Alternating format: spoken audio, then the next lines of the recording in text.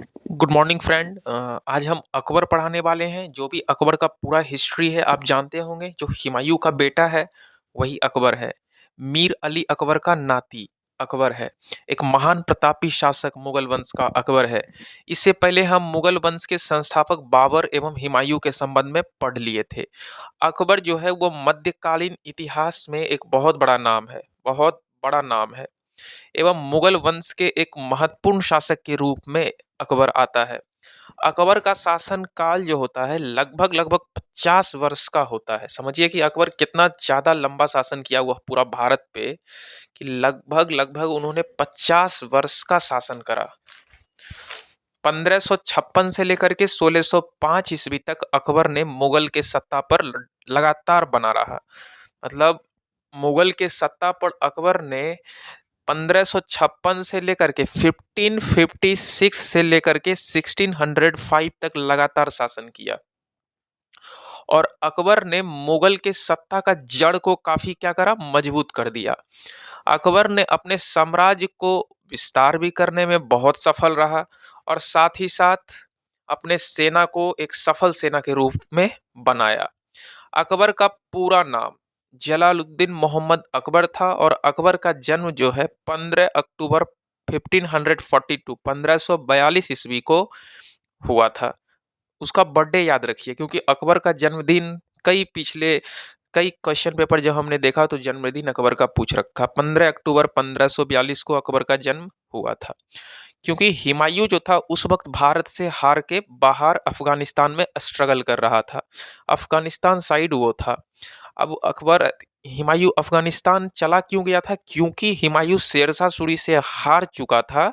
आप पिछले मेरे वीडियो में देखे होंगे कि बिलग्राम और कन्नौज एक ही युद्ध को कहते हैं। वो लड़ाई हुआ था और जो हुमायूं है वो भारत से भाग गया था। कहाँ? अफगानिस्तान के साइड। क्योंकि हुमायूं यदि शेरशाह सूरी के टाइम भारत में रहता तो शायद उसके जान का बहुत बड़ा खतरा बना रहता। यहाँ तक आप अच्छे से चीजें कैच आउट कर लिए होंगे, समझ गए होंगे। इसीलिए अकबर कहाँ जाके बस गया? अफगानिस्तान में। और उसी साइड में एक जनजाति का भी सहारा लेता है। बाद में उनको अमरकोट के राजा जो हैं वीरसाल, वो अपने महल में शरण देते हैं। तो अमरकोट के जो राजा हैं वीरसाल, उसी के महल में ये जो अकबर है, सॉरी हुमायूं है, जाके चला जाता है। इसलिए इनके पिता कौन कहलाए? हुमायूं। और माता का नाम क्या था? हामिदा बानो बेगम। पहले भी हमने डिस्कस करा था कि हुमायूं जो था वो अपना भाई का शादी किससे करवाया? नहीं नहीं, हुमायूं जो था, हुमायूं के जो भाई थे, तो हुमायूं शादी पहले किससे करा? इस चीज बिंदु पे आते हैं। एक्चुअली अकबर की मम्मी कौन होगी? तो हुमायूं के जो भाई थे तो उनके ही गुरु की पुत्री से उनका विवाह होता है अकबर का, सॉरी हुमायूं का। हुमायूं का विवाह किससे होता है? हुमायूं के जो अपने भाई थे उनके अपने गुरु के बेटी से हुमायूं का शादी होता है। वो शिया मुसलमान थी और अकबर सुन्नी मुसलमान था, फिर भी दोनों का शादी कराया गया। इनका राज्य अभिषेक भारत में, जो अकबर हैं उनका राज्य अभिषेक 14 फरवरी 1556 को हुआ, कालानौर पंजाब वाला क्षेत्र में। उसी राज्य अभिषेक जब भी हुआ तो राज्य अभिषेक से मतलब जस्ट बाद पानीपत की लड़ाई होती है। और पानीपत की लड़ाई इतिहासकार कहते हैं 1556 में अकबर राजा बना और मात्र 14 वर्ष के एज में राजा यह बन जाता है। और इसके पिता की मृत्यु दिल्ली में हो गई थी, क्योंकि जो हुमायूं था वह दिन पनाह लाइब्रेरी से पढ़ के उतर रहा था और बारिश का दिन था, जून का महीना शायद चल रहा था। जून था कि जनवरी था, याद हमको शायद जनवरी था। ठीक, जनवरी वगैरह का महीना कुछ चल रहा था और 1556 में ही हुमायूं की क्या हो जाती है? मृत्यु हो जाती है। सीढ़ी पे फिसलन था, सीढ़ी से फिसल करके हुमायूं गिर जाता है और हुमायूं की क्या हो जाती है? दिन पनाह लाइब्रेरी से गिरने से मृत्यु। पिछले वीडियो में पढ़ाए थे, लैन पॉल एक इतिहासकार थे, उन्होंने हुमायूं के बारे में कहा था, जिस प्रकार से लुढ़कते-पुढ़कते वो हिंदुस्तान से अफ़गानिस्तान पहुँचा, लास्ट में भी उसका मौत भी लुढ़कते-पुढ़कते ही हो गया। मतलब वो अपने जीवन में ये लुढ़कते-पुढ़कते इस तरह का जो भी शासन काल रहा है, इसमें लुढ़कते-पुढ़कते ही उसका जान चला गया। लैन पॉल, ये लाइन यूपीएससी का बहुत फेमस है और वहाँ भी क्वेश्चन यहाँ से आए हैं। एक चीज़ याद रखिए आप, जब इसके पिता की मृत्यु हो जाती है तो अकबर कालानौर में था। कालानौर कहाँ पड़ता है? पंजाब वाला क्षेत्र में पड़ता है। कालानौर कहाँ पड़ता है? पंजाब वाला क्षेत्र में। तो आपको क्या लगता है कि उसको दिल्ली बुला के राज्य अभिषेक कराया गया या फिर वहीं राज्य अभिषेक करा दिया गया? राज्य अभिषेक एक रीति रिवाज है। राजा बनने से पहले कुछ पूजा पाठ होता है, तिलक लगाया जाता है, क्योंकि जो नए राजा होते हैं उनका एक अलग लेवल का, एक तरह से मतलब समझ लीजिए, लोग उनका मतलब लोगों के बीच में राज्याभिषेक कराया जाता है। एक सम्मान दिया जाता है राजा को तिलक लगा करके, उसी को राज्याभिषेक कहते हैं। तो कालानौर में ही इसकी राज्याभिषेक को करा दिया गया और काफी छोटा बच्चा था अकबर, लगभग मान लीजिए 12 से 14 साल का ही था, वह राजा बन गया। और जो प्रधानमंत्री थे वो अपने बॉडीगार्ड बैरम खान को बनाया था। ये जो अकबर थे उसके एक बॉडीगार्ड थे, मतलब अकबर का रक्षा करने के लिए उनके पिता ने एक लड़का को रखा था, उसका नाम था बैरम खान। अकबर का रक्षा करने के लिए एक लड़का को हुमायूं रख दिया था, क्योंकि अकबर कहीं न कहीं राजा राजकुमार था और राजकुमार का रक्षा करने के लिए पहले राजा महाराजा बॉडीगार्ड भी रखते थे। तो एक बॉडीगार्ड रखा था उस अकबर का रक्षा करने के लिए जब हुमायूं जिंदा था। वो बॉडीगार्ड का नाम था बैरम खान और बॉडीगार्ड से काफ़ी अच्छा अकबर का रिलेशन भी था, बहुत अच्छा बनता भी था। और बैरम खान काफ़ी दिल से समझ लो इनको लाइक भी करता था, प्यार भी करता था अकबर को, और इन दोनों का संबंध अच्छा ही था, दोनों का एक दूसरे के लिए जान देते थे।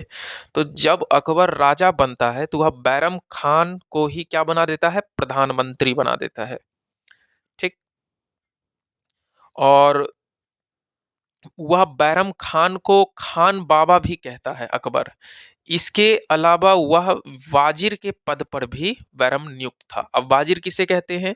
तो प्रधानमंत्री लेवल का पद होता है वाजिर। हाँ, उस मतलब काफी ऊंचा अधिकारी होता है वाजिर। वो बैरम खान उस पद पे भी नियुक्त था। और अकबर अकबर का टोटल कहानी अच्छे से जानने के लिए अकबरनामा पुस्तक को पढ़नी पड़ेगी आपको। अकबरनामा पुस्तक आप पढ़ लोगे तो अकबर का पूरा कहानी जान जाओगे। अकबरनामा में इतनी कहानी है कि वहां से प्रश्न तो आएंगे ही नहीं टोटल। मतलब उतना पढ़ने का स्टूडेंट के पास टाइम नहीं होता है, लेकिन अकबर का टोटल कहानी जानना है तो अकबरनामा पुस्तक को पढ़ना पड़ेगा। कह लो उसको अपने भाषा में तो अकबर का पूरा जीवनी ही है। आई होप आपको अच्छे से समझ में आ गया हो। अगर अकबर का पूरा जीवनी पढ़ना है तो आप अकबरनामा अच्छे से पढ़ लो। ठीक। चीजें अच्छे से समझ में आ रहा है? ये अकबरनामा लिखा कौन? तो अकबरनामा लिखा है अबू फजल ने। अबू फजल के द्वारा अकबरनामा लिखा गया। यहां तक आपको अच्छे से समझ में आ गया। और अकबरनामा के 3rd चैप्टर को ही आईने अकबरी कहा जाता है। जो अकबरनामा खोलोगे उसके 3रे चैप्टर को क्या कहा जाता है? आईने अकबरी कहा जाता है। इसी आईने अकबरी से ढेर सारा जानकारी प्राप्त होता है। बैरम खान जो है वह बॉडीगार्ड ऑफ अकबर है। किसका बॉडीगार्ड है? अकबर का बॉडीगार्ड है, जिसका काल 1556 से लेकर के 1560 तक का चलता है। अब आपको लगेगा कि भाई साहब इसका 1560 तक का ही शासन बैरम खान का क्यों चल रहा है? बैरम खान जब इतना करीबी था अकबर में, अकबर का, तो फिर भी 4 ही साल क्यों शासन किया, है ना? ऐसा आपके मन में चल रहा होगा चीजें। चलिए हम आगे बढ़ते हैं। 14 वर्ष में अकबर जो है बादशाह बन जाता है। कितना वर्ष में? महज 14 वर्ष में अकबर बादशाह बनता है और बहुत ही मजबूरी बस उसे बादशाह बनना पड़ता है। अभी 14 वर्ष का जो आयु होता है अकबर का, उसे पढ़ने लिखने वाला आयु होता है। मतलब अकबर अभी अपनी अच्छी तरीक़ा से शिक्षा भी ग्रहण नहीं किया था और उसे मजबूरी में राजा बनना पड़ा था। राजा तो अकबर बनता ही, लेकिन अभी अकबर राजा नहीं भी बनता तो चलता, क्योंकि मात्र 14 वर्ष का आयु था। अब क्या करोगे, भगवान को ही मंजूर नहीं था। अकबर के जो पिता थे हुमायूं, वही मर चुके थे। कैसे मरे थे, तो दिन पनाह लाइब्रेरी से सीढ़ी पर से गिरने से अकबर के पिता की क्या हो गई, हुमायूं की मृत्यु हो गई, और जिसकी वजह से अकबर को मजबूरी में राजा बनना पड़ा। और इनकी मृत्यु के बाद, जिसके कारण बहुत कम आयु में ही वह राजा बन गया, और राजा का सारा काम जो संभालता था उसके अपने बॉडीगार्ड बैरम खान ही देखरेख करता था।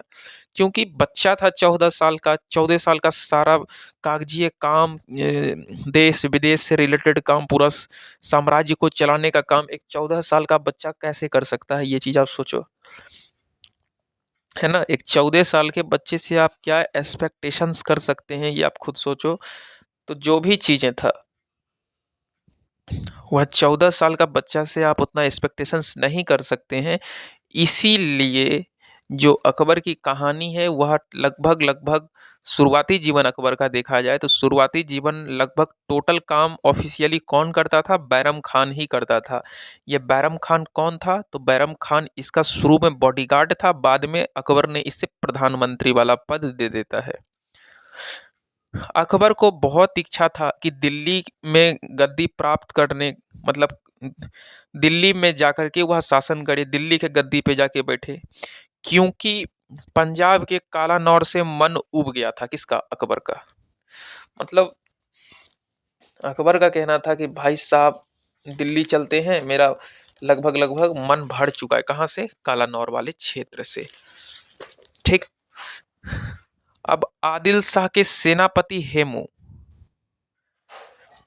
दिल्ली पे अभियान कर अपने कब्जे में कर लिया था, लेकिन एक बहुत बड़ी बात है कि दिल्ली में कोई दूसरा लोग शासन कर रहा था।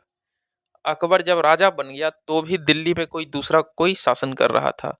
तो सबसे पहले हम इस बिंदु को जानने का प्रयास करेंगे कि दिल्ली में कौन शासन कर रहा था।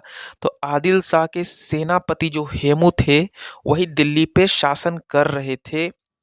ठीक। वह अपने कब्जे में कर लेता है, क्योंकि हेमू उसका जो था, आदिल शाह का सेनापति हेमू बहुत वीर बहादुर था, बहुत ज्यादा ताकतवर था। कहता है कि आदिल शाह को बहुत अलग अलग जगह जितवा दिया था ये हेमू। हेमू इतना दमदार सेनापति था, वह कम सेना के साथ भी बड़े से बड़े महान राजपूत को घुटना टेका दिया। अब समझ लो, ये मुस्लिम आदिल शाह, ये अफगान मुसलमान आदिल शाह खुद है। ठीक। और ये दिल्ली को अब तक कैप्चर कर रखा है। जब हुमायूं की मृत्यु हो गई तो भी ये दिल्ली कैप्चर में ही था आदिल शाह का। किसके दम पर, तो हेमू के दम पर। हेमू क्या बोला, टेंशन नहीं लीजिए आदिल शाह, आपको ये दिल्ली आपसे कोई नहीं छीन पाएगा मेरे जीते जी, हम मर जाएंगे तभी छीनेगा, क्योंकि जब तक हम जिंदा हैं तब तक आपसे ये दिल्ली छीनना तो दूर, सोचना भी पाप है। लेकिन यहाँ अकबर का बहुत मन होता था। अकबर बार बार बैरम खान को कहता था कि मुझे दिल्ली के गद्दी पे बैठने का बहुत मन करता है, मुझे काला नौड़ वाले क्षेत्र जो पंजाब का है यहाँ से मन भर चुका है, सो मैं आदिल शाह को हटा करके खुद राजा बनना चाहता हूँ। ये आदिल शाह क्यों हमारे जीवन में घुस गया है, आदिल शाह को क्या मतलब है ना। हमारे मुगल तो पूरा भारत पे हम शासन करते हैं, लेकिन दिल्ली पे आदिल शाह शासन करता है। इस चीज़ के लिए हमको बहुत घुटन होती है। आदिल शाह को किसी तरह हटाएंगे तो बैरम खान भी बहुत गुस्से से लाल होते थे, बोले टेंशन नहीं लीजिए अकबर, हम जरूर दिल्ली जाएंगे और आदिल शाह को हटाएंगे। लेकिन अकबर के जो और भी मंत्रिमंडल हैं, वहाँ चर्चाएं चलती थी कि भाई साहब दिल्ली जाने से पहले एक बार सोच लेना कि दिल्ली में क्या है, हेमू है, बहुत अलग लेवल का राजा है।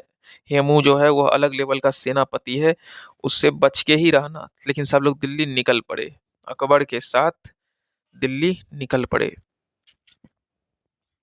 और यह हेमू जो है, जैसे ही मतलब हेमू वाला जो खबर है, जैसे ही अकबर के कान में आता है वह दिल्ली की ओर सेना लेकर चल देता है और हेमू को पराजित करने और पानीपत के मैदान में दोनों का मुकाबला होता है। हमने पहले बाबर और इब्राहिम के बीच पानीपत का मैदान देखा था। इससे पहले जब हम पढ़ाए थे तो आप बाबर वाला और इब्राहिम लोदी का हेमू सॉरी पानीपत का पहला लड़ाई लड़ा था, मैदान देखे थे ना। तो पानीपत का पहला लड़ाई हमने देखा था लड़ते हुए। लेकिन अब जब देखेंगे ये अकबर और हेमू के बीच में, तो वह पानीपत की दूसरी लड़ाई होगी। ठीक, पानीपत के ही मैदान में लड़ाई की जाएगी और यह लड़ाई हेमू और अकबर के बीच में होगी। क्यों होगी?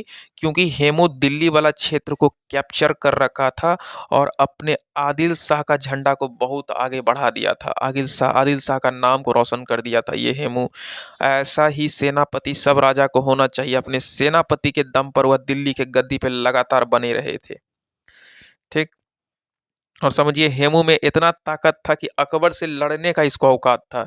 इसके सीना में इतना दम था हेमू का। बोले ना, हेमू किसी से नहीं डरता था। बाघ सेनापति था, बाघ। किसका? आदिल शाह का। आदिल शाह को घमंड था, जब तक हेमू जिंदा है हमें दिल्ली से, अकबर हो या बाबर हो, कोई हो, हमें कोई नहीं उखाड़ के फेंक सकता है। इस चीज का घमंड किसको था? आदिल शाह को था। और पानीपत की पहली लड़ाई तो हमने इससे पहले देखा ही था, इब्राहिम इब्राहिम लोदी और फिर बाबर के बीच। अब हम पानीपत की दूसरी लड़ाई देखेंगे, अकबर और हेमू के बीच। वहीं पानीपत के ही मैदान में युद्ध हुआ था। पानीपत का सेकेंड युद्ध का नाम से जाना जाता है। पानीपत का सेकेंड युद्ध 5 नवंबर 1556 को हुआ। देखिए कितना बढ़िया दिन था, 5 नवंबर 1556, 1556। सूर्यवंश के सेनापति हेमू दिल्ली पे अटैक किया और उसी समय दिल्ली पे मुगल वंश का एक सूबेदार तत्काल के लिए दिल्ली पे शासन कर रहा था। हुमायूं की मृत्यु के बाद उसका नाम तारदी बेग था और इसे हेमू पराजित कर देते हैं और दिल्ली पे राज करना स्टार्ट करते हैं। ये जो तारदी बेग था ये एक सूबेदार था। ये तारदी बेग किसका नाम था? ये मुगल का सूबेदार था। जब हुमायूं जिंदा था तो तारदी बेग को दिल्ली संभालने के लिए छोड़ दिया था। बोला तारदी बेग तुम दिल्ली वाला क्षेत्र पे, एक मिनट रुकिए। देखिए होता क्या है कि हेमू सॉरी अभी भी आप देख लीजिएगा कि हमारे प्रधानमंत्री की राष्ट्रपति की मृत्यु हो जाए तो उपराष्ट्रपति संभालने रखता है, मुख्यमंत्री की मृत्यु हो जाए तो उप मुख्यमंत्री आ जाता है। अभी अभी है ना, ऐसा कुछ है। तो ये तारदी बेग जो था ये एक सूबेदार के पद पे दिल्ली में था तत्काल के लिए। और जब राजा मर जाता है तो लगभग राजा का सारा काम तारदी बेग ही संभालने रखता है। राजा कौन था? हुमायूं था। तो ये तारदी बेग हर चीज संभालने लगता है। तारदी बेग ही दिल्ली का पूरा जिम्मेदारी ले लेता है। पूरा दिल्ली वाला क्षेत्र को कौन संभालता है? तारदी बेग ही।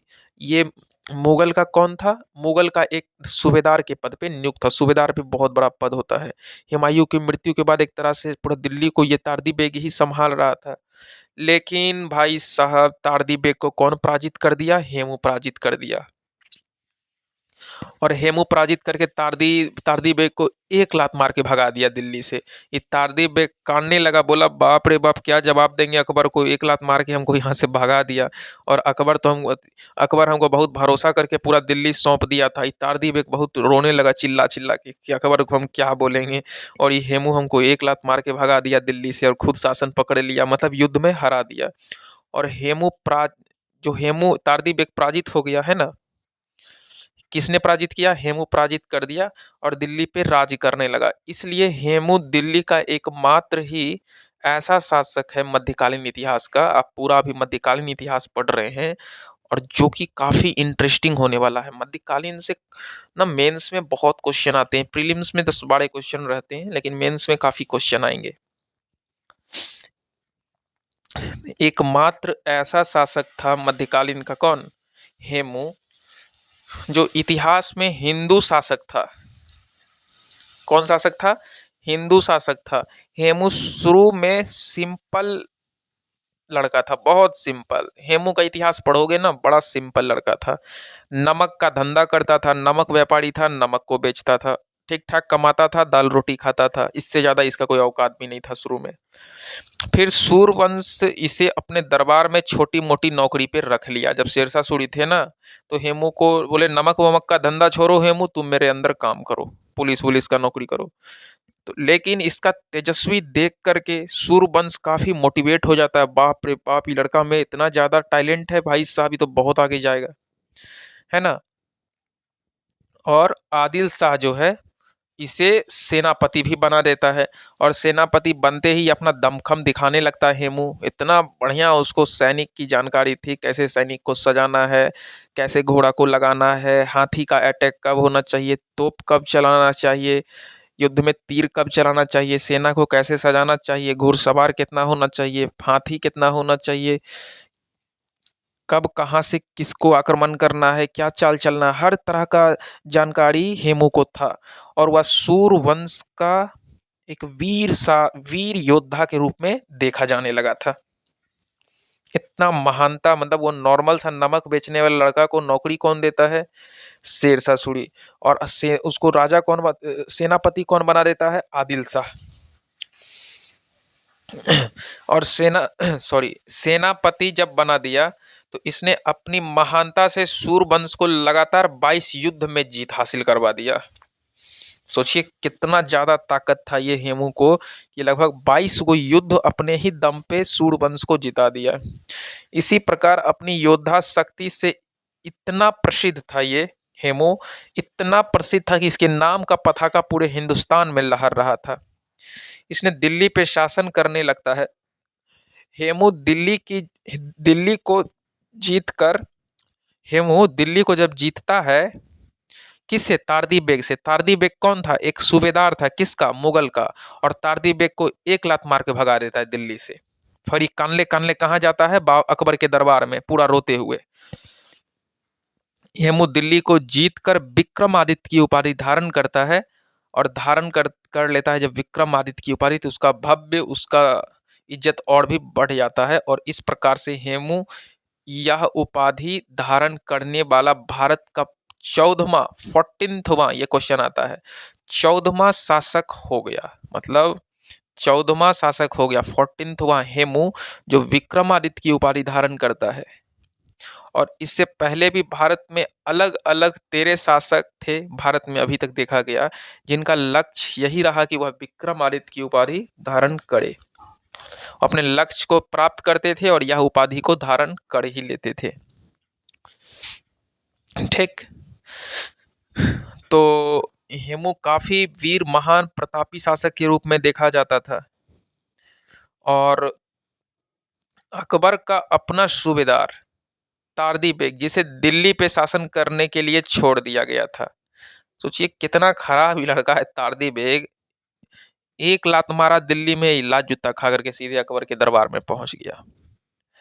तारदी बेग एकदम मुगल का सेना के साथ इसे छोड़ा गया था दिल्ली पे शासन करने के लिए, क्योंकि हुमायूं की मृत्यु हो गई थी और पंजाब के कालानौर के क्षेत्र पे अभी अकबर बड़ा ही हो रहा था, वहीं पे शासन कर रहा था बैरम खान के साथ।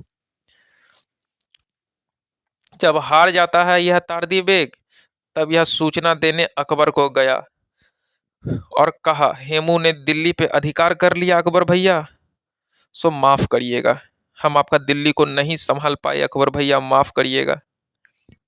और कहा, हेमू बहुत बहुत बहुत, हेमू जो है वो बहुत ताकतवर है, हेमू से आप प्लीज मत टकराइएगा, आपको भी कूट काट देगा, अकबर को बोला। बैरम खान को बोल रहा था, हेमू से आप लोग मत टकराइएगा, आप लोग को भी मार गिराएगा, ये जो काला नोर पे आप शासन कर रहे हैं ये भी छीन लेगा। ये सब निगेटिविटी दरबार में कौन फैलाने लगा? तारदी बेग। एक चीज सुन लीजिए आप, अगर आप एग्जाम में फेल हुए हैं, इसका मतलब हम भी फेल हो जाएंगे, इसका क्या गारंटी है? आप फेल हुए तो आप क्या कहिएगा कि हम भी फेल हो जाएँगे? ये अच्छा बात नहीं है ना। तो तारदी बेग यही बात कह रहा था। हम तो हार ही गए हैं और अकबर आपको भी हाथ जोड़ते हैं कि आप भी मत लड़िएगा, नहीं तो आपको भी वो एक लात मार के दिल्ली से भगा देगा।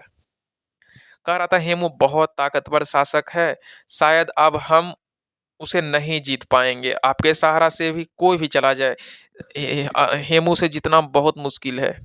इस बात को सुनकर अकबर थोड़ा सहम भी जाता है, मतलब अकबर को थोड़ा-सा मतलब डर तो लगता ही है अंदर से, लेकिन गुस्सा से उबल उठता अकबर।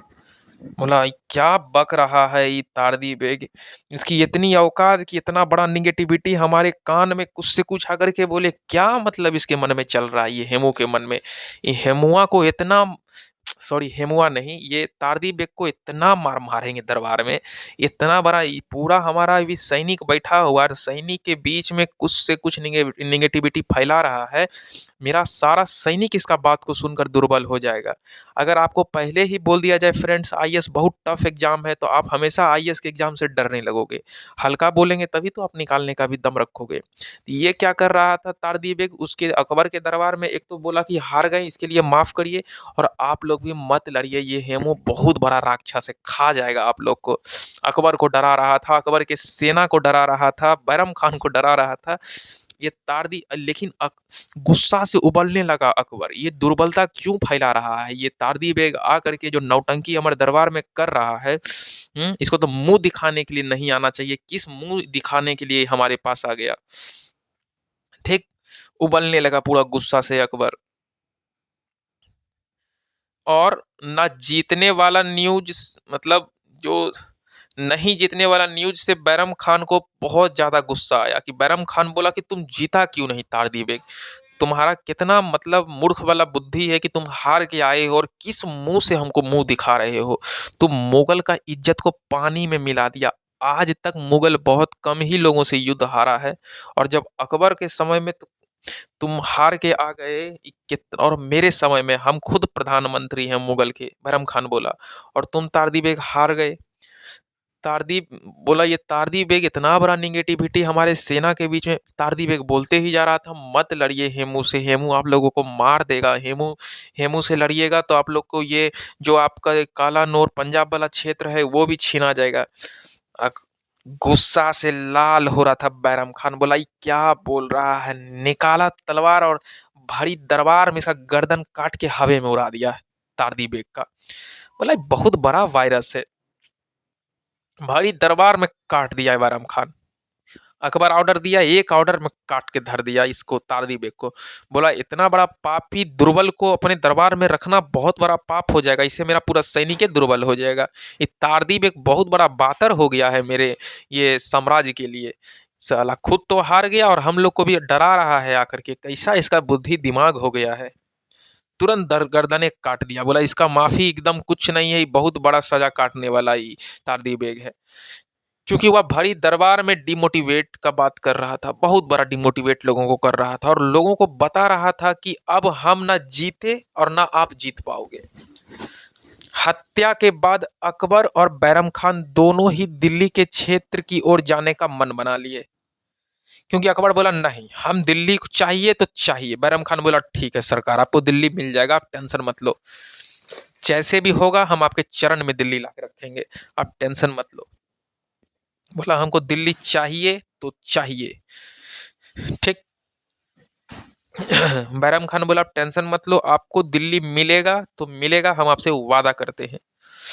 और इसी कारण से हो जाता है, दिल्ली पहुंच गया अकबर पूरा अपने सैनिक के साथ, बैरम खान भी पहुंच गया, और 5 नवंबर 1556 को भीषण युद्ध होता है पानीपत की ही मैदान पे, पानीपत की दूसरी लड़ाई अकबर और हेमू के बीच में। हेमू कौन, आदिल शाह का सेनापति, सूरवंश का शासक आदिल शाह, ये सब अफगान अफगान मुसलमान थे, और हेमू और अकबर के बीच में दबा के युद्ध चलता है, बहुत युद्ध चलता है, भीषण युद्ध, क्योंकि दोनों शेर ही थे, एक दूसरे से कोई कम नहीं था। और अकबर की सेना जो है, अकबर की सेना की नेतृत्व कौन कर रहा था, बैरम खान, मतलब बैरम खान एक सेनापति के रूप में, बैरम खान खुद लंबा चौड़ा एकदम बॉडी बिल्डर था भाई साहब, एकदम अलग लेवल का जिगरा था, बॉडीगार्ड था ना किसका, अकबर का। तो अकबर बैरम खान को हल्के में मत लीजिएगा, ये अकबर का एकदम प्योर राइट हैंड था। ठीक। हेमू पूरी तरह युद्ध को जीत ही रहा था, मतलब हेमू ही युद्ध जीत रहा था। देखिए पासा पलटता कैसे है। बट अचानक से हेमू को आंख में तीर लग जाती है। कहता है कि अगर हेमू को आंख में तीर नहीं लगती तब तो हेमू से जितना बहुत मुश्किल था। ये धूल चटा के धर देता अकबर और बैरम खान दोनों को दिल्ली में। इतना पागल था ये कौन, हेमू। वो तो समझिए कि बहुत चाल चल दिया मुगल इसको हराने के लिए, कि हेमू जो हाथी पर बैठ के युद्ध को देख रहा था और हेमू ही युद्ध को जीतता, ये इतिहासकार का दावा है। पानीपत की दूसरी लड़ाई जीत अगर किसी को मिलता तो वो हेमू को ही मिलता। गलती से बाबर जीत लिया। फिर से रिपीट कर रहे हैं, कैसे जीत लिया, गलती से। देखिए कैसे जीतता है। हेमू जीत जाता, लेकिन हेमू के आंख में लग गया तीर। अब हेमू दर्द से छटपटाने लगा और दर्द से छटपटा कि वो गिर जाता है नीचे। और कहा जाता है कि किसी भी युद्ध में अगर राजा की ही मृत्यु हो जाती है तो सेना की भगदड़ मच जाती है, और जिस तरफ का राजा मारा जाता है वो तरफ का सेना कमजोर हो जाती है और युद्ध हार जाती है। तो यहाँ पर सेनापति के रूप में जो काम कर रहे थे हेमू, उसके ही आंख में तीर लग जाती है, जो हाथी पर बैठा हुआ था। और हाथी पे ही गोल हौदा होता है, पूरा हाथी पे बैठने के लिए ऊंचा बनाया जाता है और उस पे ही गोल हौदा था। उसमें क्या हुआ, हेमू गिर जाता है और सभी सैनिक को लगता है हेमू जो है वो मर चुका है। सब सैनिक जो हेमू का था उसको लगा भाई साहब जब सेनापति मर गए तो हम लोग किसके लिए युद्ध करें, घंटा युद्ध करेंगे, चलो हमको युद्ध युद्ध से कोई मतलब नहीं, अब हेमू ही नहीं तो काम मुगल को हम मार गिराएं। अब आराम से युद्ध बंद करते हैं और हार मान लेते हैं। लोगों को मन में लगा कि हेमू जो है ना, तीर लगा, वो दर्द से छटपटा के हाथी का जो शरीर पे हौदा बना हुआ था वो हौदा में ही हेमू गिर गया। और पूरा सैनिक को लगा कि हेमू क्या हुआ, मर चुका। पूरा सैनिक के बीच में भगदड़ मच गई। और फिर बैरम खान घायल हेमू को पकड़कर अकबर के चरण में गिरा दिया। बोला चल, घसीट के अकबर के चरण में गिरा दिया। और फिर बैरम खान तलवार निकाला और अकबर के चरण में इसका तलवार से गला को रेत दिया हेमू का। फटाक से तलवार को, जैसे खस्सी बकरी को काटा जाता है ना, वैसे हेमू का तलवार को एकदम स्पीड में बैरम खान काट दिया अकबर के ही चरण में। ठीक। और इस तरह से पानीपत की दूसरी लड़ाई में अकबर की जीत हो जाती है। कहा जाता है कि अगर हेमू के आंख में तीर नहीं लगता और युद्ध कुछ देर और चल जाता तो अकबर को हारने से कोई भगवान भी नहीं बचा सकता था। भगवान तो छोड़ो, अकबर मुस्लिम था तो अकबर को अल्लाह भी नहीं बचा सकता था हारने से। लेकिन फिर भी अकबर हार गया तो समझ लो कितनी बड़ी बात है भाई साहब, हार गया। नहीं नहीं, फिर भी अकबर जीत गया तो सोचो कितनी बड़ी बात है। हेमू से जीतना बहुत मुश्किल था। ऐसे नहीं तारदी बेग वहां जाके फटर फटर कर रहा था। तारदी बेग हर संभव उपाय किया हेमू से जीतने के लिए, लेकिन तारदी बेग फिर भी हार गया। इसी कारण से हाथ पांव पड़ने के लिए चला गया था अकबर के पास काला नौर, कि भाई साहब हम तो हार गए, आप मत कर लाने तो आपसे ये काला नौर वाला भी क्षेत्र चला जाएगा। क्योंकि उसको पता था कि ये जो हेमू है वो क्या चीज है, हेमू बहुत बड़ी चीज है। लेकिन यहाँ तो बेचारा की आंख में तीर लग गया तब उन्होंने तो हेमू ही जीतता, इतिहासकार का दावा था। क्योंकि जीत भी रहा था हेमू ही। सेना में भगदड़ मच गया तो सेना ही भाग गया तो का जीतेगा, मुगल ही अपना जीत का पताका लहरा दिया। और फिर दिल्ली में मुगल सत्ता का स्थापना हो गया। दिल्ली में मुगल सत्ता चलने लगा। बट 1556 में एक समझ आ गया कि थोड़ा सा सतर्क रहना, मतलब जो अफगान शासक आ के हम लोग पे अटैक करते हैं उन लोग को हराना ही पड़ेगा, ये समझ तो मुगल को आ गया। बट 1556 में एक ऐसा समय आता है, फिर से ऐसा समय आता है, लगा कि मुगल को भारत छोड़कर भागना ही पड़ेगा। मतलब हेमू अगर जीत जाता तो फिर से मुगल को कहाँ भागना पड़ता, स्ट्रगल करने के लिए भारत छोड़ के बाहर भागना पड़ता। तो ये चीज लोगों को लग गया कि हो सकता है। हालांकि अकबर 1556 से 1560 में बैरम खान के ही बॉडीगार्ड के रूप में रहा। 1556 से 1560 का जो समय था वो बैरम खान जो था अकबर के बॉडीगार्ड के रूप में ही काम करता है। और बैरम जो है वो वाजिर के पद पे काम करने लगता है। ये वाजिर क्या होता है? प्रधानमंत्री के पद को वाजिर कहते हैं। आपको अच्छे से समझ में आ गया? वाजिर एकदम मस्त। प्रधानमंत्री के पद को क्या कहते हैं? वाजिर कहते हैं। आई होप आप अच्छे से समझ रहे होंगे। स्टोरी थोड़ा लंबा जा रहा है लेकिन अकबर के ही पूरी अकॉर्डिंग है। ठीक। आपको किसी भी प्रकार का डाउट होता है आप हमसे पूछ सकते हैं विदाउट एनी हेजिटेशन। हालांकि अकबर 1556 से लेकर के 1560 तक का जो अकबर का समय रहता है उसमें बैरम खान ही अकबर का बॉडीगार्ड के रूप में काम कर रहा होता है। और बैरम प्रधानमंत्री के पद पे भी था। दोनों पद को साथ साथ संभाल रहा था। बट 1560 में बैरम की मृत्यु हो गई। और इसकी पीछे भी बहुत बड़ी कहानी है। सब कहानी खोल के रखेंगे और इतिहास का हर एक पन्ना आपको हम जना के रहेंगे ताकि आपका एक भी प्रश्न यूपीएससी बीपीएससी जैसे बड़े बड़े एग्जाम में छूटे नहीं और आप खुशी से हंसी हंसी में मेंस का पेपर भी अच्छे से कंप्लीट कर दें। ठीक। एक चीज याद रखिए कि जब 1560 में बैरम की मृत्यु हो गई कारण यह था कि कुछ महिला वर्ग जो महिला होती थी ना उसका एक ग्रुप बना जिसको हरम दल कहते हैं। हरम दल महिला का कुछ ग्रुप को ही हरम दल कहते हैं। और कुछ पुरुष का भी क्या बना? ग्रुप बना। वो भी हरम में शामिल था। कुछ महिला का भी था और कुछ पुरुष भी शामिल था हरम दल में। हरम एक ग्रुप है। ठीक। उस ग्रुप में कुछ मेंबर्स थे और वो अपना चीजें चाल चलन बातचीत करते रहते थे। और ये पूरा जो हरम का ग्रुप था ये बैरम खान से बहुत जलता था। बोला पगला गया है क्या अकबर? क्या इसको एकदम अकबर अपने कलेजा में सटा के रखता है बैरम खान को। प्रधानमंत्री बना दिया।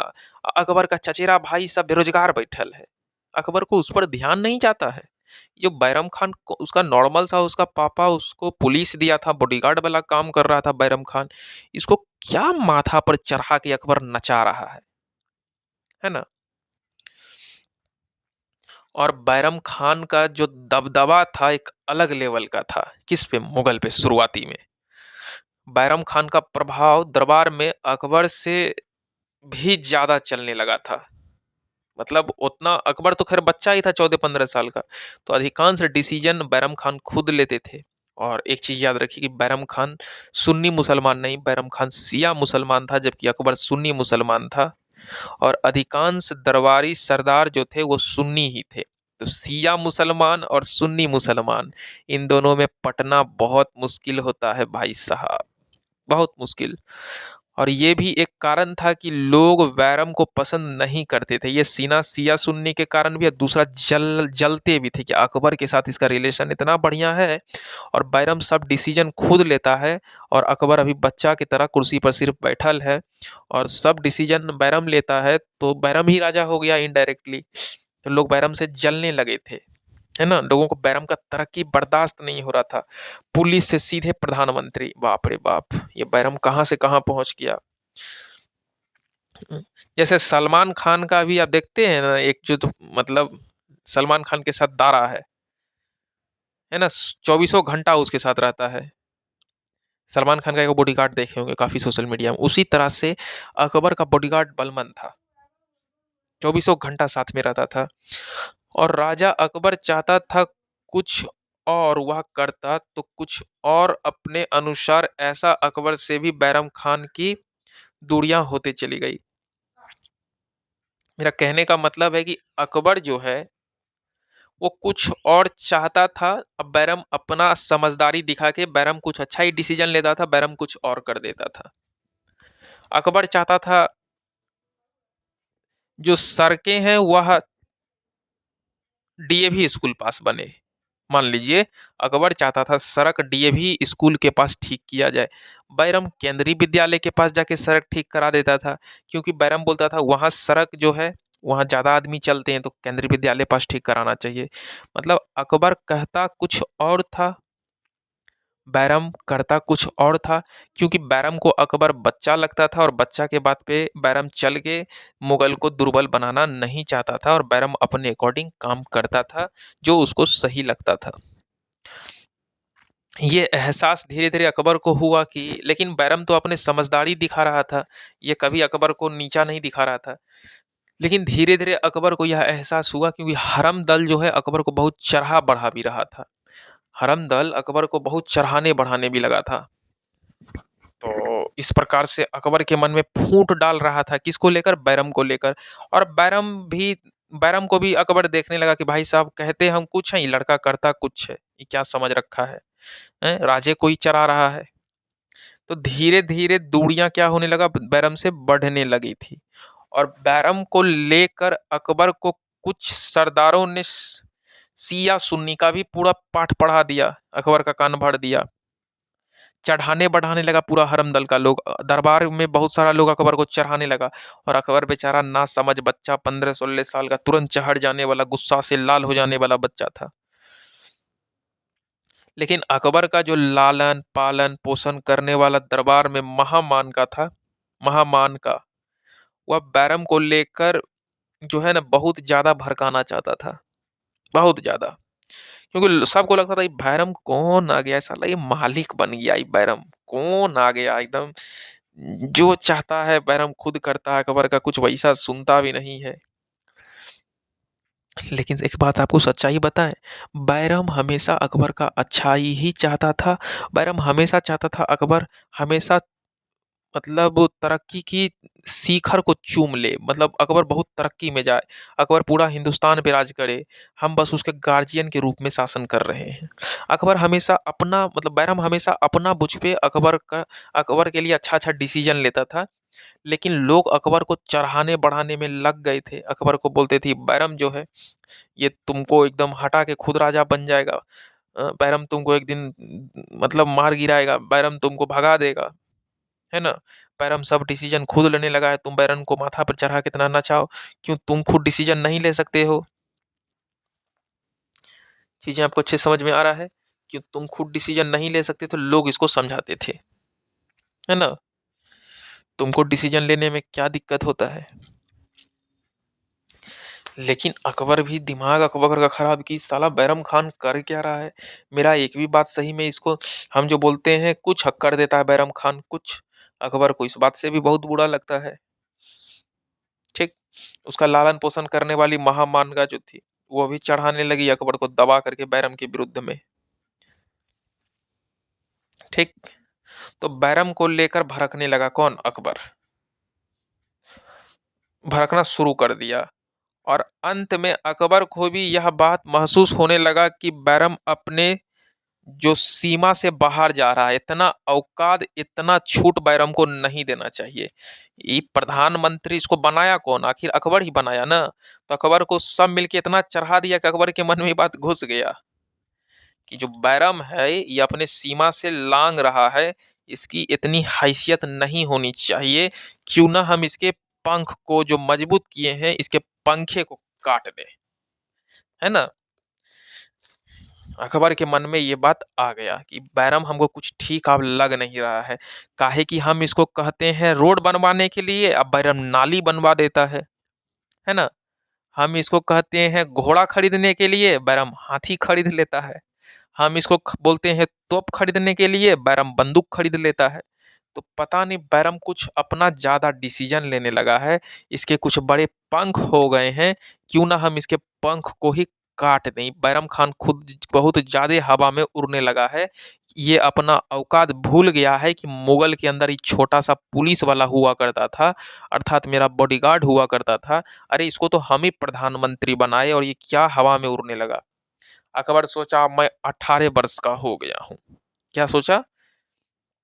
क्योंकि अकबर के पिता 1556 में मर गए थे हुमायूं सीढ़ी से गिरने के बाद, और 1556 से लेकर के 1560 तक लगातार वह बैरम खान के साथ रहता है। 4 साल भाई बहुत बड़ा दिन होता है।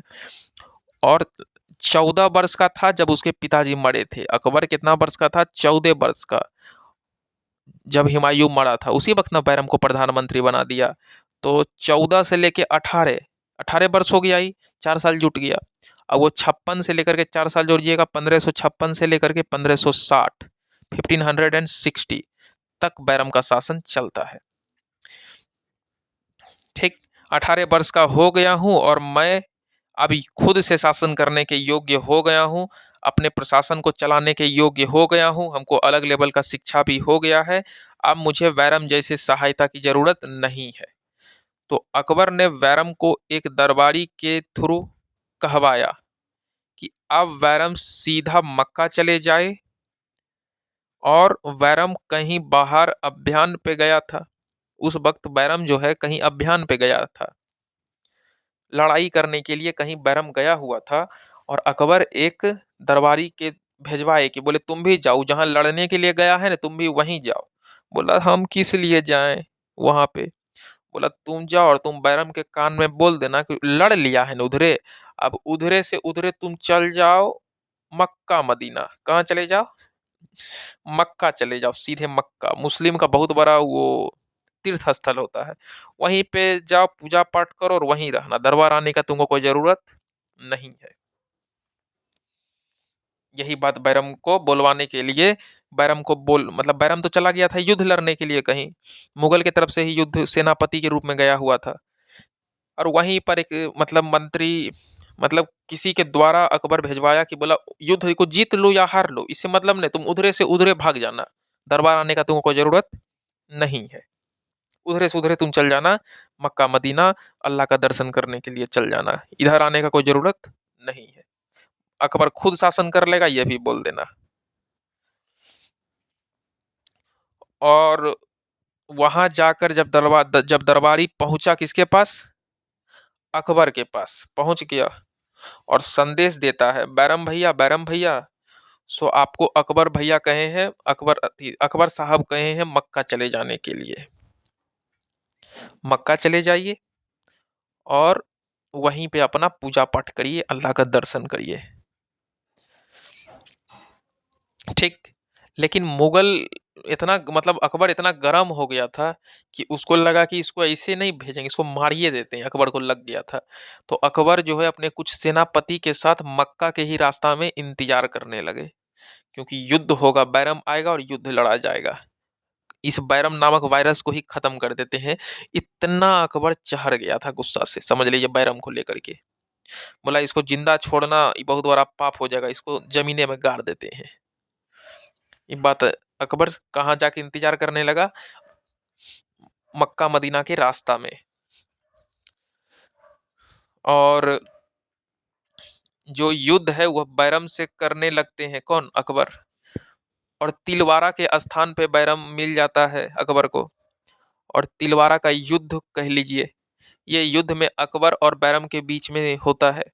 और स्वाभाविक है अकबर ही जीतेगा, तिलवारा का युद्ध इसमें अकबर जीत जाता है। और अकबर अपने मन से ही बैरम को कहता है कि चलो अब बैरम तुम हार चुके हो। बोला हमको क्यों हराए, अरे भाई साहब हम तो आपके साथ आपका ही भविष्य देख रहे थे, अरे हम तो आपका अच्छा ही चाहेंगे, बैरम बोलने लगा युद्ध हारने के बाद, आप हमसे ही लड़ गए। अरे हम दोनों में इतना बढ़िया दोस्ती था, हम दोनों भाई भाई की तरह रहते थे, हम आपका रक्षा करते थे, हम आपके लिए बोलिए तो अभी जान देते हैं, लेकिन आप हमसे ये युद्ध लड़ना ये सब अच्छा नहीं लगता है। बोला चलो हवाबाजी ये सब हवा पानी बंद करो, और तुम्हारा ये जो हेल्प किया है 4 साल 5 साल, इसके लिए हम तुमको बहुत बहुत थैंक यू कहते हैं। अकबर बोला बैरम को बहुत बहुत तुमने हेल्प जो किया, बहुत बड़ा एहसान कर दिया हम पर, इसके वजह से तुमको हम बहुत थैंक यू बोलते हैं, और हमसे जो भी गलती हुआ हमको माफ करना। ठीक। अब तुम युद्ध भी हमसे क्या हो चुके हो, हार चुके हो,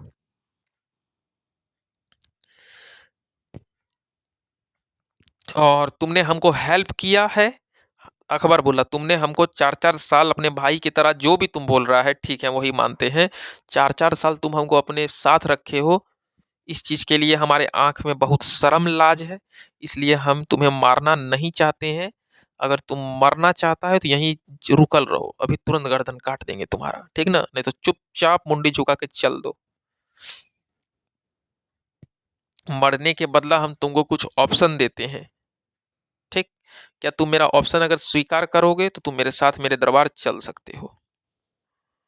तो क्या हम तुमको कुछ ऑप्शन दें? अकबर पूछ रहा था। बैरम को बोला कि हम तुमको मारेंगे नहीं, क्योंकि हमको भी लाज शर्म दिया है भगवान कि तुम हमको 4 साल 5 साल तक तुम मेरे सेवा में लगा रहा। इस लाज शर्म से हम तुमको मारेंगे नहीं। अगर मेरा शर्म लाज खत्म हो जाए तभी हम तुम्हारा गर्दन काट देंगे तुरंत। ये बात बैरम को बोल रहा था और बोला चलो मारेंगे तो नहीं ही, क्योंकि चलो मारने के बदला 2 4 ऑप्शन देते हैं। चलो ये ऑप्शन को अगर अपना लेते हो तो बहुत बढ़िया लगेगा मुझे। क्या बैरम आप किसी राज्य का सूबेदार बनना चाहते हैं? अब सूबेदार का मतलब मुख्यमंत्री। तो बैरम बोला अरे साला मुख्यमंत्री क्यों बने बे? प्रधानमंत्री के पद पे हम थे, मुख्यमंत्री बने। अ? कोई एसपी चाहेगा हम बिहार पुलिस फिर से बन जाए? वही बात हो गया। जो प्रधानमंत्री के पद पे रह गया उसको लाज शर्म लगेगा मुख्यमंत्री के पद पे आने में। एक तो उसका पावर घट जाएगा, औदा घट जाएगा और लोग उसको देख के खूब मजाक उड़ाएंगे। तो बैरम बोला नहीं नहीं नहीं नहीं, हमको सूबेदार उबेदार बनना नहीं है। बोला दूसरा विकल्प पकड़ो, आप मेरे सुरक्षा सलाहकार बन सकते हैं क्या? फिर से मेरे बॉडीगार्ड और मेरे सलाहकार बन सकते हैं? बैरम को बोला। तो बैरम बोला नहीं नहीं, हम प्रधानमंत्री से सुरक्षा सलाहकार मतलब बहुत छोटा पद हो गया ये सब। मतलब कहाँ से कहाँ हमको आप उतार रहे हैं, आपको समझ आ रहा है अकबर साहब? बोला नहीं नहीं नहीं। चलो ये भी तुमने ही एक्सेप्ट किया। बोला तीसरा ऑप्शन और देते हैं। सब कुछ छोड़कर क्या तुम मक्का की यात्रा पे जाना पसंद करोगे? क्या मक्का की यात्रा पे जाओगे या फिर हमसे बैठ के मुंह लगाओगे? ठीक ना? क्या तुम मक्का पे जाना पसंद करोगे या फिर हमसे बैठ के तुम यहाँ पे मुंह लगाओगे? ये बात अकबर बैरम को बोला। इसलिए न तुमको सलाहकार सुरक्षा सलाहकार बनना है, ना तुमको सूबेदार बनना है, तुमको बस यहाँ पे हमसे मुंह लगाना है तिलवारा के स्थान पे। अभी युद्ध में हार चुके हो, ठीक? मेरे तलवार का नोक बहुत तेज है, अभी तुरंत गर्दन उतार देंगे। इसलिए चुपचाप तुम मुंह लगाने से अच्छा है तीर्थ यात्रा पे चले जाओ, वहीं पे अपना पूरा जीवन बिताना आराम से, भगवान के शरण में रहना और भगवान से कहना कि हमको एक अच्छा बुद्धि दीजिए। तो बैरम बोला ठीक है, एक बड़े पद पे रह चुका हूँ, प्रधानमंत्री का पद जो कि बहुत प्रतिष्ठित पद होता है और मैं ये पद को कभी भूल नहीं पाऊंगा। सो मैं किसी छोटा पद को एक्सेप्ट भी नहीं करूंगा, क्योंकि हमको अपना इज्जत बहुत प्यारा है। हम नहीं चाहते हैं वह दरबार में मेरा लोग हंसी उड़ाए, बहुत लोग ठहाका मार के हंसे जब हम प्रधानमंत्री से मुख्यमंत्री अर्थात वाजिर के पद पे काम करेंगे तो। सो हमसे ये सब नहीं होगा सरकार, अकबर माफ कर दीजिए मुझे, हमसे ये सब नहीं होगा।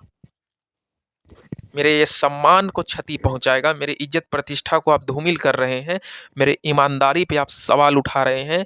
हम अपने ईमानदारी को कायम रखने के लिए हम खुद चले जाते हैं मक्का मदीना के यात्रा पे, आप हमको रहने दीजिए, आपका हाथ जोड़ते हैं, आप चले जाइए अकबर, अपने दरबार चले जाइए।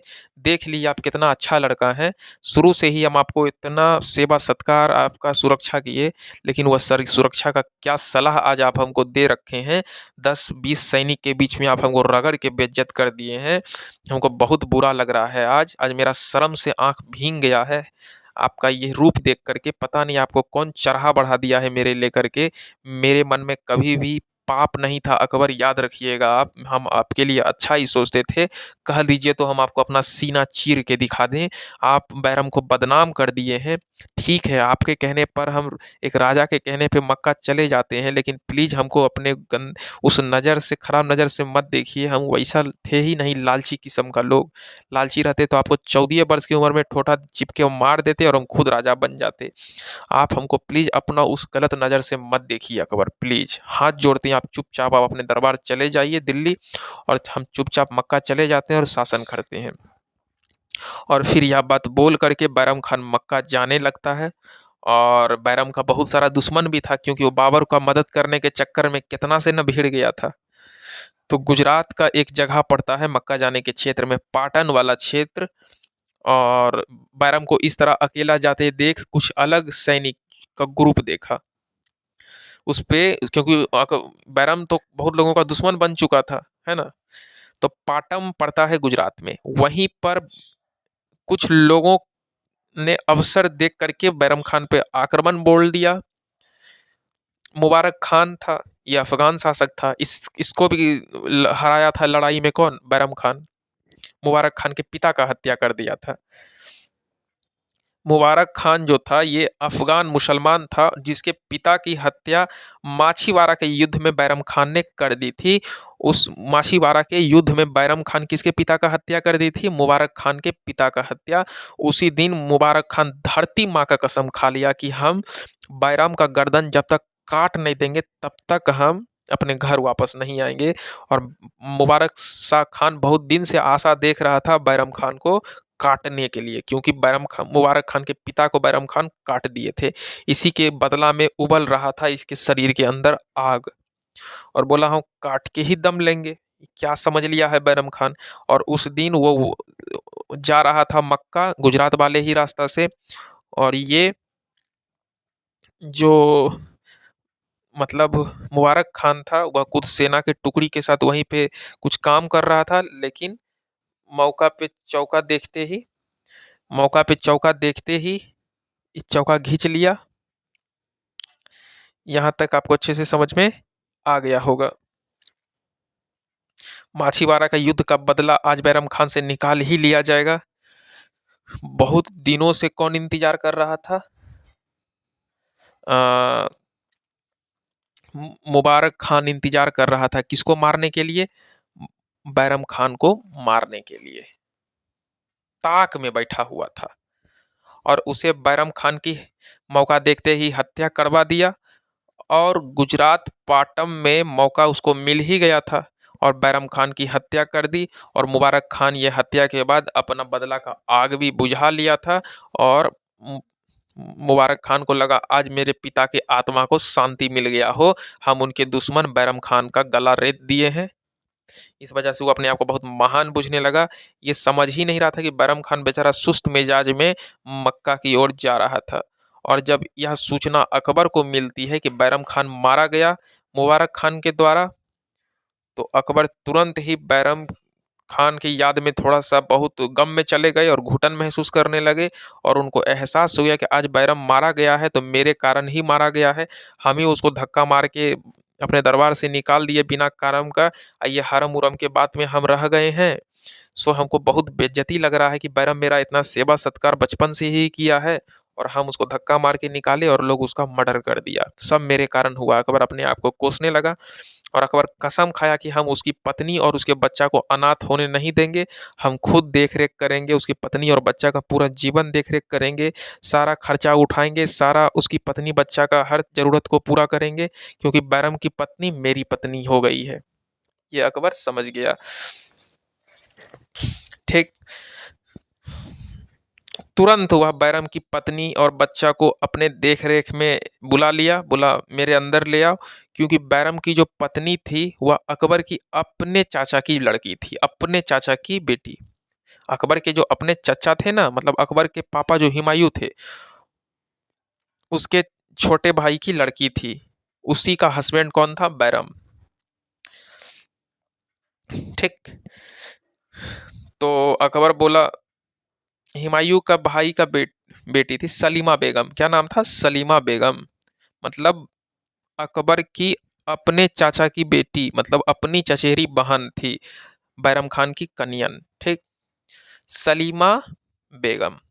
और सलीमा सड़कों पर ना भटके, लोग उसके इज्जत का फलूदा ना उड़ाएं, क्योंकि वो विधवा हो चुकी थी, और उस वक्त विधवा महिला के साथ बहुत शोषण किया जाता था, है ना। तो बोला लोग ये अब तो इसका पति बैरम मर चुका है और लोग इसको लेकर तरह तरह का बात बनाएंगे, इससे अच्छा है कि हम इसको अपने साथ ही रख लेते हैं। और अकबर बोला कि हम अपना शादी जो है वह सलीमा से करना चाहते हैं, और उसके बच्चा का देख रेख हम ही करेंगे। और अकबर जो है अपनी चचेरी बहन सलीमा से शादी कर लिया। और जो अब बैरम खान का पुत्र था अब्दुल रहीम, वो पढ़ने लिखने में काफ़ी तेज था शुरू से ही, क्योंकि बीर बहादुर का पुत्र तेज होता है, तेजस्वी होता है, पढ़ाई लिखाई में मन लगाता है और आगे बढ़ता है। तो ये अब्दुल रहीम, ये शिक्षा दीक्षा जितना भी इसका था जीवन का, सब अकबर ही दिलवाता है अपने बेटा के रूप में। और अपने ही दरबार में रखा, बहुत पढ़ाया लिखाया, विद्वान बना दिया। अब्दुल रहीम पढ़ने में भी बहुत तेज तर्रा का बालक था, शुरू से ही उसे पढ़ने में बहुत मन लगता था। और अकबर ने अब्दुल को खान ए खाना का उपाधि दे दिया। अब अब्दुल रहीम खान खाना उसका पूरा नाम हो गया। किसका? बैरम खान का लड़का का। अब बैरम खान का लड़का किसका लड़का हो गया? अकबर का लड़का हो गया, क्योंकि अकबर जो है उसकी मम्मी, मतलब अकबर जो है वो अब्दुल की मम्मी जो सलीमा थी उससे ही शादी कर लिया। सलीमा कौन थी? बैरम की पत्नी थी, उसी से शादी कर लिया। अकबर की अपनी चचेरी बहन भी थी सलीमा, तो उसी से शादी कर लिया। बोला ये सलीमा विधवा हो चुकी है, और किसका विधवा थी? बैरम खान की विधवा थी। तो ये रोड पे ना भटके, इससे अच्छा अकबर इससे शादी खुद कर लिया। और शादी करने के बाद इसका जो बच्चा था अब्दुल रहीम खान खाना, उसको एक अलग लेवल का शिक्षा दीक्षा दिया, बहुत पढ़ा लिखा के विद्वान बना दिया, और अपने ही दरबार में रखा, अलग लेवल का सेवा और सत्कार किया इसका, और अपने ही दरबार में उसे रखकर पढ़ाया लिखाया। अकबर ने अब्दुल रहीम को खान ए खाना का भी उपाधि दिया। इससे उसका और भी इज्जत बढ़ गया दरबार में। और इतना पढ़ने में तेज था ये अब्दुल रहीम खान खाना, इतना पढ़ने में तेज था कि उसे नवरत्न, 9 विद्वान अकबर के दरबार में पलते थे। और अकबर 9 विद्वान में एक विद्वान का नाम अब्दुल रहीम खान खाना भी था। नवरत्न में एक नाम अब्दुल रहीम खान खाना भी था। तो अकबर के विद्वान में शामिल हो जाता है, अकबर के ही दरबार में। इस प्रकार बैरम का पतन हो गया 1560 में ही। आपको बैरम खान का पूरा कहानी पता चल गया। अब इसके बाद जो है पर्दा शासन आएगा, और हम पर्दा शासन को भी एकदम डिटेल में डिस्कस करेंगे। हमको लग रहा है कि ये वीडियो 1 घंटा 1 मिनट से ऊपर का हो रहा है, तो हमको लगता है कि एक दूसरा वीडियो अकबर पे लाना पड़ेगा, क्योंकि भाई अकबर अपने आप में बहुत बड़ा स्टोरी है ना। मेरा भी बोलते बोलते थोड़ा सा मुंह दर्द करने लगता है ना। बहुत डिटेल से कहानी बताने लगते हैं। यदि आपको मेरा ये कहानी थोड़ा सा भी पसंद आया तो आप मेरे चैनल को सब्सक्राइब कर दीजिए, लाइक कर दीजिए, हो सके तो आप मेरे चैनल को शेयर भी करना मत भूलिएगा। चलिए, जय हिंद, जय भारत।